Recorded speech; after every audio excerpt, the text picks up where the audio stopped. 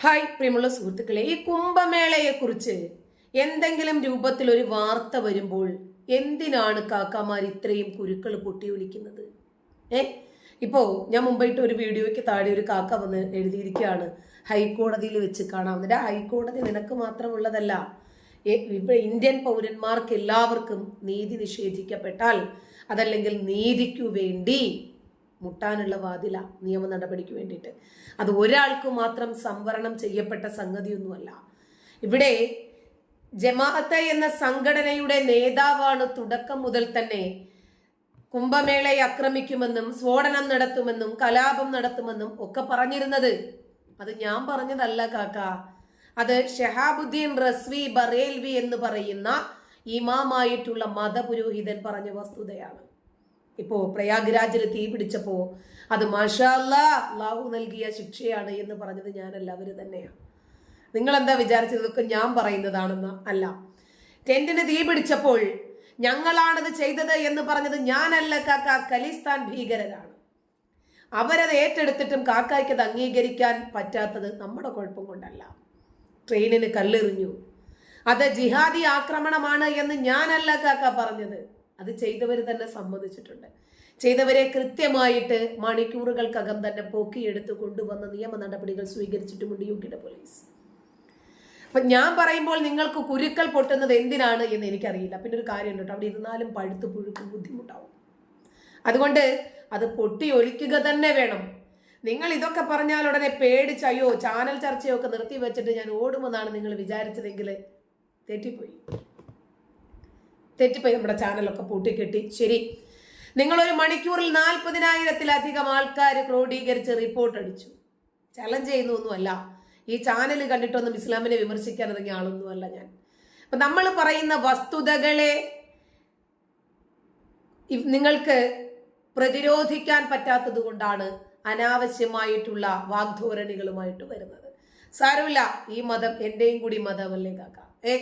നിങ്ങളുടെ മതവികാരം വ്രണപ്പെട്ടു എന്ന് പറഞ്ഞ് നിങ്ങളുടെ കേസ് കൊടുത്താൽ ഇത് എന്റെയും കൂടി മതമല്ലേ?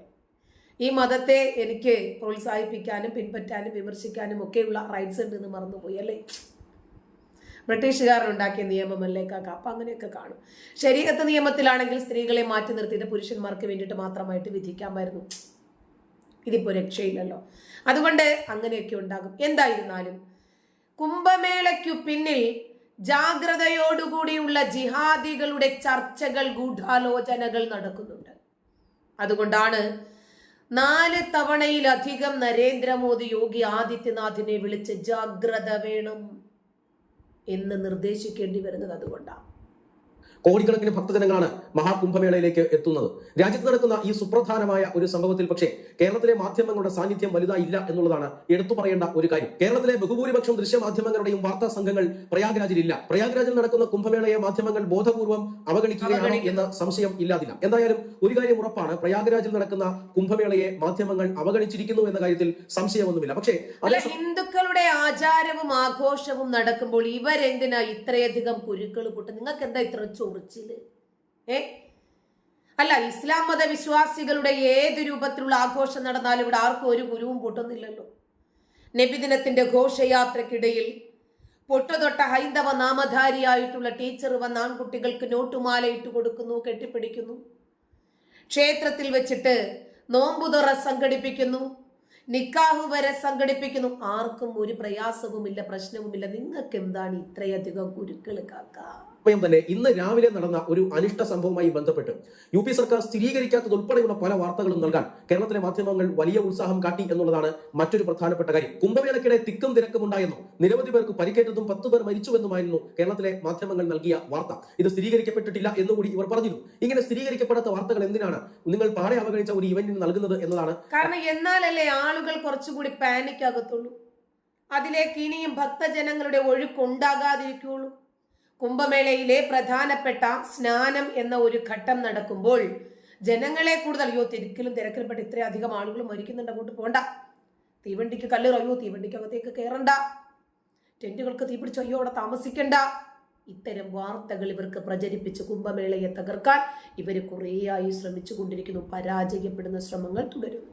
മറ്റൊരു പ്രധാനപ്പെട്ട ചോദ്യം, എന്തായാലും ഈ പ്രയാഗ്രാജിൽ സംഭവിച്ചത് എന്നത് ഇന്ന് മൗനി അമാവാസിയാണ്. മൗനി അമാവാസിയുമായി ബന്ധപ്പെട്ട് വൻതോതിൽ ഭക്തജന പ്രവാഹം കുംഭമേള നഗറിലേക്ക് പ്രതീക്ഷിക്കപ്പെട്ടിരുന്നതാണ്. ഏതാണ്ട് 8 കോടി മുതൽ 10 കോടി വരെ ഭക്തജനങ്ങളെയാണ് ഈ കുംഭമേളയ്ക്ക് പ്രതീക്ഷിച്ചിരുന്നത്. അതിനനുസരിച്ചിട്ടുള്ള വിപുലമായ ക്രമീകരണങ്ങളും ഉത്തർപ്രദേശ് സർക്കാരും കേന്ദ്ര സർക്കാരും അവിടെ നടത്തിയിരുന്നു എന്ന് മാത്രമല്ല, ഇത്രയധികം ജനങ്ങൾ വരുമ്പോൾ ഉണ്ടാകുന്ന സുരക്ഷാ പ്രശ്നങ്ങളുടെ അടക്കം വലിയ ജാഗ്രത സർക്കാരുകൾ കാട്ടി എന്ന കാര്യത്തിലും തർക്കമൊന്നുമില്ല. ഇതിനിടെയാണ് ഇന്ന് പുലർച്ചെ 2 മണിയോടുകൂടി സംഘം റോഡിൽ ഏതാനും ചില ബാരിക്കേഡുകൾ തകർന്നു വീഴുകയും അതിനിടയിൽ ചില തിക്കും തിരക്കും ഉണ്ടാവുകയും ചെയ്തത്. തീർച്ചയായും ചിലർക്ക് പരിക്കേറ്റിട്ടുണ്ട്. അവരെ പ്രയാഗ്രാജിലെ ആശുപത്രികളിലേക്ക് മാറ്റിയിട്ടുണ്ട്. കുംഭമേളയുമായി ബന്ധപ്പെട്ട് വിപുലമായ ആശുപത്രി സൗകര്യങ്ങളാണ് അവിടെ ഉള്ളത്. അതുകൊണ്ട് തന്നെ വളരെ പെട്ടെന്ന് തന്നെ ആശുപത്രിയിലേക്ക് മാറ്റാൻ അവർക്ക് ചികിത്സ നൽകാൻ സർക്കാരിന് സാധിച്ചിട്ടുണ്ട്. എന്നാൽ അവിടെ ഒരു തിക്കും തിരക്കും ഉണ്ടായി എന്ന ഒരു വാർത്ത റിപ്പോർട്ട് ചെയ്യാൻ കാരണം അവിടെ ഉണ്ടായിരുന്ന അല്ലെങ്കിൽ അവിടുത്തെ സ്പെഷ്യൽ എക്സിക്യൂട്ടീവ് ഓഫീസറുടെ ഒരു പ്രസ്താവനയാണ്. സ്പെഷ്യൽ എക്സിക്യൂട്ടീവ് ഓഫീസർ പറയുന്നത് എ സ്റ്റാമ്പേഡ് ലൈക്ക് സിറ്റുവേഷൻ എന്നാണ്. അതായത് തിക്കും തിരക്കും പോലെയുള്ള ഒരു സംഭവം അവിടെ ഉണ്ടായി എന്നാണ് സ്പെഷ്യൽ എക്സിക്യൂട്ടീവ് ഓഫീസർ ആകാംക്ഷ റാണയുടെ സ്റ്റേറ്റ്മെന്റിൽ പറയുന്നത്. പക്ഷേ ഈ സ്റ്റേറ്റ്മെന്റിൽ ലൈക്ക് എന്നൊരു പദം ഒഴിവാക്കിയിട്ട് അവിടെ തിക്കും തിരക്കും ഉണ്ടായതായും 10 പേർ മരിച്ചതായും ഒക്കെയുള്ള വ്യാജ വാർത്തകൾ